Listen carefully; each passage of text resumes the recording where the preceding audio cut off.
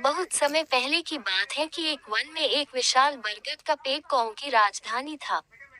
हजारों कौए उस पर वास करते थे। उसी पेड़ पर कौओं का राजा मेघवर्ण भी रहता था। बरगद के पेड़ के पास ही एक पहाड़ी थी, जिसमें असंख्य गुफाएं थीं। उन गुफाओं में उल्लू निवास करते थे। उनका राजा अरिमर्दन था। अरिमर्दन बहुत पराक्रमी राजा था। कौओं को तो उसने उल्लुओं का दुश्मन नंबर 1 घोषित कर रखा था। उसे कौओं से इतनी नफरत थी कि किसी कौए को मारे बिना वह भोजन नहीं करता था। जब बहुत अधिक कौए मारे जाने लगे तो उनके राजा मेघवर्ण को बहुत चिंता हुई। उसने कौओं की एक सभा इस समस्या पर विचार करने के लिए बुलाई। मेघवर्ण बोला, मेरे प्यारे कौओं, आपको तो पता ही है कि उल्लुओं के आक्रमणों के कारण हमारा जीवन असुरक्षित हो गया है। हमारा शत्रु शक्तिशाली है और अहंकारी भी। हम पर रात को हमले किए जाते हैं। हम रात को देख नहीं पाते। हम दिन में जवाबी हमला नहीं कर पाते, क्योंकि वे गुफाओं के अंधेरों में सुरक्षित बैठे रहते हैं। फिर मेघवर्ण ने सियाने और बुद्धिमान कौओं से अपने सुझाव देने के लिए कहा। एक डरपोक कौवा बोला, हमें उल्लू से समझौता कर लेना चाहिए। वह जो शर्तें रखें, हम स्वीकार करें। अपने से तकबर दुश्मन से पिटते रहने में क्या तुक है। बहुत से कौओं ने कां कां करके विरोध प्रकट किया। एक गर्म दिमाग का कौवा चीखा, हमें उन दुष्टों से बात नहीं करनी चाहिए। सब उठो और उन पर आक्रमण कर दो। एक निराशावादी कौवा बोला, शत्रु बलवान है। हमें ये स्थान छोड़कर चले जाना चाहिए।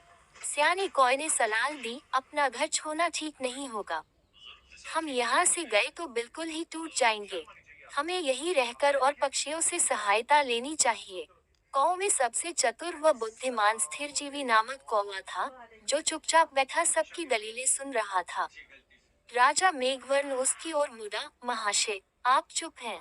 मैं आपकी राय जानना चाहता हूँ। स्थिरजीवी बोला, महाराज, शत्रु अधिक शक्तिशाली हो तो छल नीति से काम लेना चाहिए। कैसी छल नीति, जरा साफ साफ बताए, स्थिरजीवी। राजा ने कहा। स्थिरजीवी बोला, आप मुझे भला बुरा कहिए और मुझ पर जानलेवा हमला कीजिए। मेघवर्ण चौंका, यह आप क्या कह रहे हैं स्थिरजीवी? स्थिरजीवी राजा मेघवर्ण वाली डाली पर जाकर कान में बोला, छल नीति के लिए हमें यह नाटक करना पड़ेगा। हमारे आसपास के पेड़ों पर उल्लू जासूस हमारी इस सभा की सारी कार्यवाही देख रहे हैं। उन्हें दिखाकर हमें फूट और झगड़े का नाटक करना होगा। इसके बाद आप सारे कौम को लेकर ऋषिमुख पर्वत पर जाकर मेरी प्रतीक्षा करें। मैं उल्लुओं के दल में शामिल होकर उनके विनाश का सामान जुटाऊंगा। घर का भेदी बनकर उनकी लंका ढाऊंगा। फिर नाटक शुरू हुआ। स्थिरजीवी चिल्लाकर बोला, मैं जैसा कहता हूँ, वैसा कर राजा के बच्चे। क्यों हमें मरवाने पर तुला है? मेघावर्ण चीख उठा, गद्दार, राजा से ऐसी बदतमीजी से बोलने की तेरी हिम्मत कैसे हुई? कई कौए एक साथ चिल्ला उठे, इस गद्दार को मार दो। राजा मेघवर्ण ने अपने पंख से स्थिरजीवी को जोरदार झापड़ मारकर तनी से गिरा दिया और घोषणा की, मैं गद्दार स्थिरजीवी को कौवा समाज से निकाल रहा हूँ। अब से कोई कौवा इस नीच से कोई संबंध नहीं रखेगा। आसपास के पेड़ों पर छिपे बैठे उल्लू जासूसों की आंखें चमक उठी। उल्लुओं के राजा को जासूसों ने सूचना दी कि कौओं में फूट पड़ गई है। मारपीट और गाली गलौच हो रही है। इतना सुनते ही उल्लुओं के सेनापति ने राजा से कहा, महाराज, यही मौका है कौओं पर आक्रमण करने का। इस समय हम उन्हें आसानी से हरा देंगे। उल्लुओं के राजा अरिमर्दन को सेनापति की बता सही लगी। उसने तुरंत आक्रमण का आदेश दे दिया। बस फिर क्या था, हजारों उल्लुओं की सेना बरगद के पेड़ पर आक्रमण करने चल दी। परंतु वहां एक भी कौवा नहीं मिला। मिलता भी कैसे? योजना के अनुसार मेघवर्ण सारे कौओं को लेकर ऋषिमुख पर्वत की ओर कूच कर गया था। पेट खाली पाकर उल्लुओं के राजा ने थूका, कौए हमारा सामना करने की बजाय भाग गए। ऐसे कायरों पर हजार थू।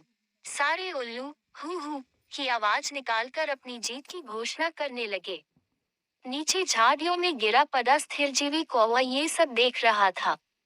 स्थिरजीवी ने कां कां की आवाज निकाली।